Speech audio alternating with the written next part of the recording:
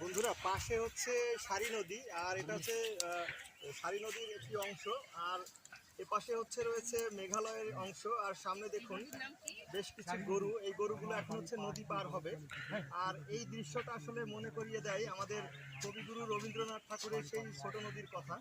আর দেখুন এখন এই পানিতে সূর্যের আলো পড়েছে এবং একটি দারুণ দৃশ্য আসলে আমরা এই মুহূর্তে দেখছি। আর এই যে সামনে গরুগুলো এখন নামবে এই সারি নদীর পানিতে এবং পার হয়ে যাবে ঠিক ওপাশটায়, সেই দৃশ্যটাই এখন আমরা দেখবো এবং আপনাদেরকে দেখাবো। দেখুন